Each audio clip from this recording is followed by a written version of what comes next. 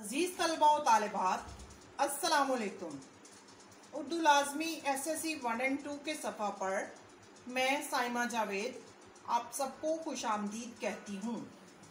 नए आने वाले तलबा व तालिबात को बताती चलूँ कि इस चैनल पर जमायत नहम व दहम के उर्दू निसाब पर मबनी वीडियोस शेयर की जाती हैं जो आपके बोर्ड इम्तहानात की तैयारी के लिए आपकी भरपूर मुआवनत करेंगी।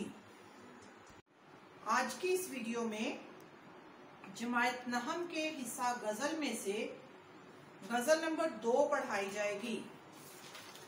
ये गजल ख्वाजा हैदर अली आतिश ने लिखी है। सबसे पहले मैं आपके लिए इस गजल की पढ़ाई कर देती हूँ।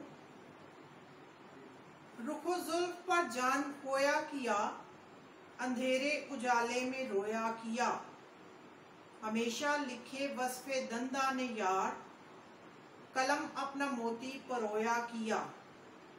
कहूँ क्या उम्र हुई क्यों कर बसर, मैं जागा किया वक्त सोया किया। रही सब्ज बेफिक्र किश्ते सुखन, न जोता किया मैं न बोया किया। ब्रह्मन को बातों की हसरत रही, खुदा ने बुतों को न गोया किया। मजा गम के खाने का जिसको पड़ा, वो अश्कों से हाथ अपना धोया किया। जखंदा से आतिश मोहब्बत रही, कुएं में मुझे दिल डुबोया किया। आपकी किताब दरसी किताब के सफ़ा नंबर 131 पर ये गजल है। अब ये गजल खासी मुश्किल है बच्चों के हिसाब से। बच्चे जब पहली दफा इस गजल को पढ़ते हैं तो बच्चों को ये गजल काफी मुश्किल लगती है, इसलिए कि इसमें जो अल्फाज इस्तेमाल किए गए हैं वो अमूमन बच्चे पहली दफा सुनते हैं। तो सबसे पहले मैं आपको मुश्किल अल्फाज के मायने बता देती हूँ।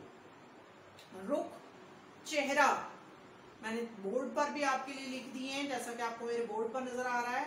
रुख, चेहरा, जुल्फ, बाल, खोया, गवा दिया, उजाले, रोशनी, वस्फ, खूबी, दंदाने यार, महबूब के दाम, क्यों कर, कैसे, बसर, गुजारना, वक्त, किस्मत, बेफिक्र, बेपरवाह, किश्ते सुखन, शायरी की खेती, जोता, हल चलाया, बोया, बीज बोया, ब्राह्मण, हिंदुओं की ऊंची जात, हसरत, ऐसी ख्वाहिश जो पूरी नहीं होती, पूरी ना होने वाली ख्वाहिश,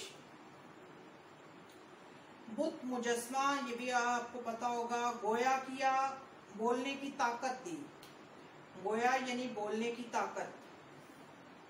जखंदा, ठोड़ी का गड़ा, जिसे आप इंग्लिश में डिम्पल कहते हैं। अश्क, आंसू। ठीक है, अब आते हैं इस गजल के मफहूम की तरफ और तशरीह की तरफ। तो पहला शेर, रुको जुल्फ पर जान खोया किया, अंधेरे उजाले में रोया किया।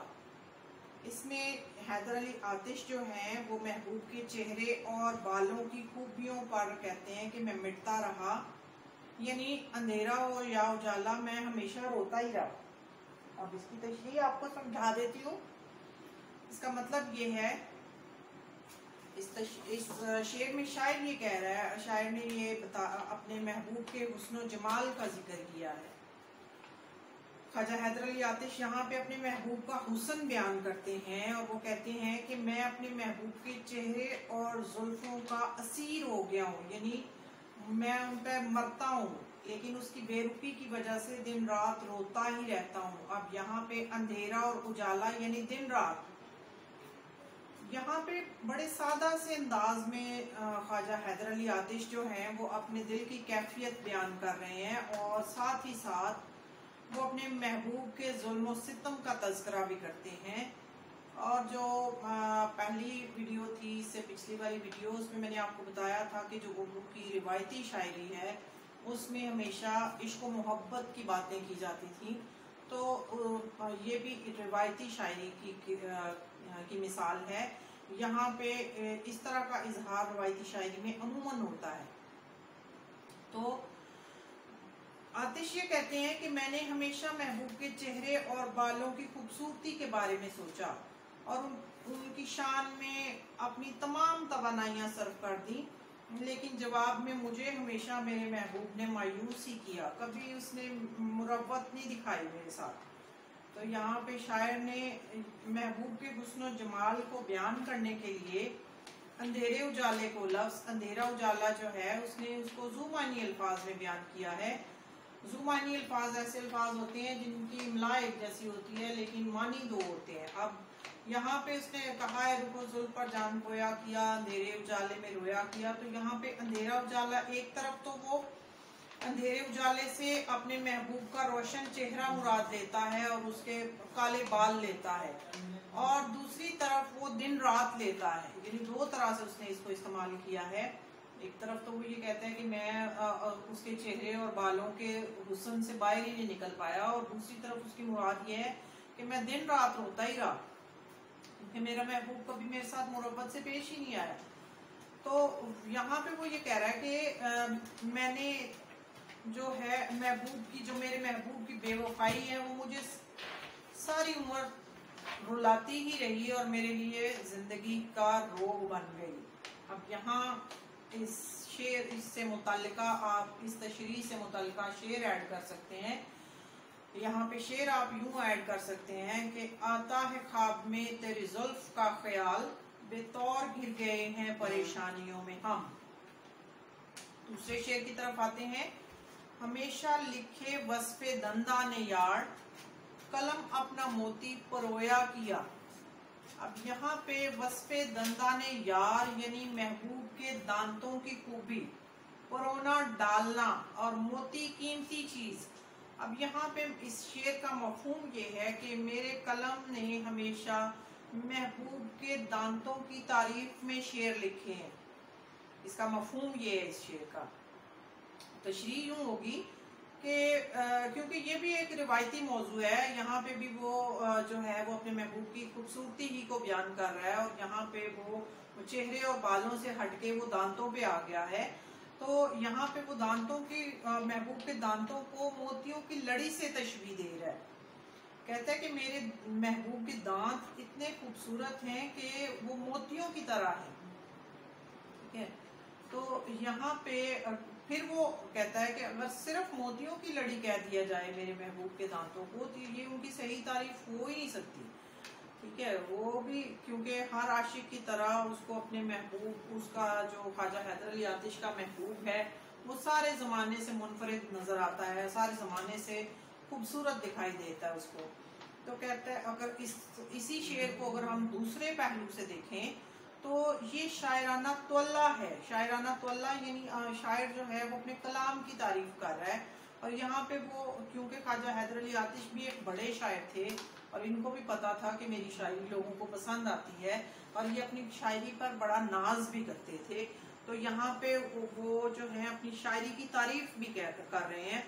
वो कहते हैं एक तरफ तो मोती उसने मैं अपने महबूब के दांतों को कहा है, तो दूसरी तरफ अगर हम दूसरा पहलू देखें इस शेर का तो इसका मतलब ये है कि वो ये कहता है कि मेरे अल्फाज इतने मुतासिर कुन हैं कि दूसरों के दिलों पर जादुई असर करते हैं। यानी मेरा कलम जब लिखता है तो मोती पर होता है, यानी मैं जो शायरी करता हूँ वो बड़ी खूबसूरत होती है, बड़ी बासर होती है, बहुत अच्छी शायरी करता हूँ मैं। तो यहाँ पे शायर जो है वो अपनी सलाहियतों का, अपनी खुदादाद सलाहियतों का एतराफ भी कर रहा है। शेर नंबर 3 की तरफ आते हैं। कहूँ क्या उम्र हुई क्यों कर बसर, मैं जागा किया वक्त सोया किया। अब यहाँ पे शायर जो है वो कहता है अपनी जिंदगी के मुतालिक हमें बताता है इस शेर में। मफहूम हम यूं लिखेंगे कि मैं क्या बताऊं कि मेरी जिंदगी कैसे बसर हुई, मैं पूरी जिंदगी जागता रहा लेकिन मेरी किस्मत सोई रही। अब इसकी तशरीह हम यूं लिखेंगे कि यहाँ पे शायर जो है वो अपनी जिंदगी का फलसफा बयान करता है। वो यहाँ जागने से मुराद ये है कि आगाह रहना। शायर कहता है कि मुझे अपनी किस्मत से गिला भी है कि तमाम जिंदगी नाकामियां जो है, सारी जिंदगी नाकामियां मेरा पीछा करती रही हैं।